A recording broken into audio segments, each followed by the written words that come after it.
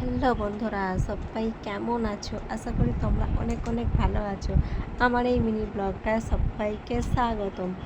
দেখো, আমি আজকে চলে আসলাম আমার বাবার বাড়ির বারোয়ালি তলাতে এসেছি। আজকে আমি তোমাদেরকে কিছু মন্দির দেখাবো। আর এখানে হচ্ছে হরিবাসর হচ্ছে। আর এখানেও আমি তোমাদেরকে কিছু মন্দির দেখাচ্ছি। তোমাদেরকে কি কি মন্দির দেখাচ্ছি, কি কি ঠাকুর দেখাচ্ছি, তোমরা একটু সবাই কিন্তু বলবে। আর কটা মন্দির দেখলে তোমরা সেটাও কিন্তু একটু বলবে। প্রথমেই তোমাদেরকে দেখালাম এই যে কালী মন্দির, জয় মা কালীকেই দেখালাম।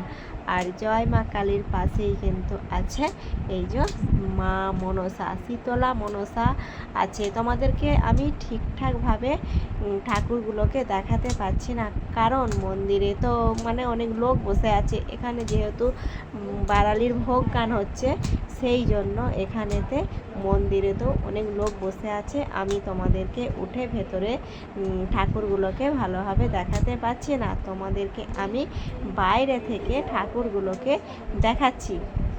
আর আমি এর আগেও এসে তোমাদের সাথে এই ঠাকুরগুলোও শেয়ার করেছি।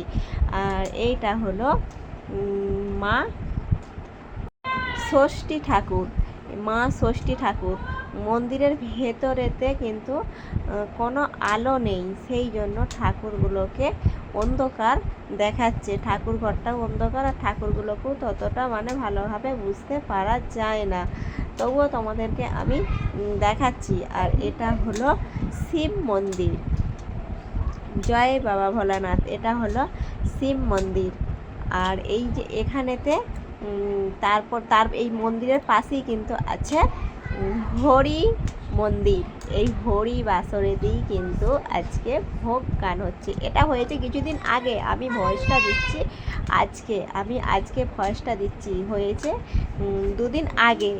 আমি তখনও তোমাদেরকে শেয়ার করেছি, আর কিছু অংশ রয়ে গেছিলো, সেই জন্য আমি আজকে আবার তোমাদের সাথে শেয়ার করছি। আর এখানে কিন্তু 3 দিন গান হয় আর 4 দিনের দিনে এখানেতে ভোগ গান হয়। আর এখানে যে 3 দিন গান হয়, এই 3 দিনই কিন্তু ভোগের মালসা পড়ে, 3 দিনই ভোগের মালসা পড়ে। আর 3 দিনই কিন্তু এখানেতে দেখো হরিণট ছড়া। রাত্রের বেলা যে এখানে গান হচ্ছে, দেখো রাত্রের বেলাও কিন্তু হরিণট ছড়াচ্ছে। আর 3 দিনই এখানেতে ভোগের মালসা পড়ে। আর গামলায় করে যে বাতাসা ছড়াচ্ছে, ওটাই কিন্তু আমার কাকিমা হয়।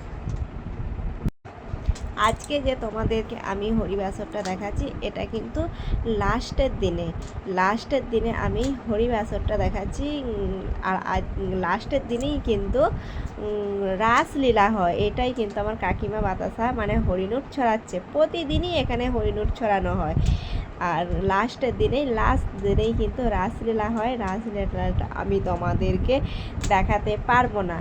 আর রাসলীলা কিন্তু খুব সুন্দর হয়। তোমরা যারা যারা রাসলীলা শুনেছো, দেখেছো, তারাই জানতে পারবে রাসলীলাটা কত সুন্দর হয়। আমি তো বাপের বাড়িতে থাকি না, রাত্রেই আমি বাপের বাড়ি থেকে চলে আসছি, সেই জন্য আমি তোমাদেরকে রাসলীলাটা দেখাতে পারলাম না। আর তারপরের দিনে যে ভোগ গান হয়, এখানে কিন্তু ভীষণ খুব ভোগ গান হয়। তোমাদেরকে তো আমি দেখাতে পারবো না, সেই জন্যই তোমাদেরকে আমি মুখেতেই বললাম। আর আমি আমার ছেলেকেই কিন্তু দিতে আসছি, বায়না করছিল বলে মামার বাড়ি আসবে, সেই জন্যই আমি দিতে আসছি। আমি দিয়েই চলে যাব। এখন বাজে রাত 10টা, আমি কিন্তু দিয়েই চলে যাব। সেই জন্যই আমি কালকে যে ভোগ গান হবে সেটা তোমাদের সাথে আমি শেয়ার করতে পারবো না, আমি আজকেই বলে দিলাম। আর দেখো রাতের দৃশ্যটা কত সুন্দর দেখতে লাগছে। আর এখানে দেখো কত লোকজন, প্রচুর ভিড় হয়। গ্রামটা, আমার বাবার বাড়ি হলো চিলাডাঙ্গি গ্রামটা প্রচুর বড়। আর সেই জন্যই দেখো অনেক লোকজনও আছে। রাত হয়ে গেছে, আর রাত পর্যন্তই তো থাকবে, কারণ আজকে তো রাসলীলা, সেই জন্য রাত পর্যন্ত সকাল হবে, তবে রাসলীলাটা এখানেতে শেষ হয়।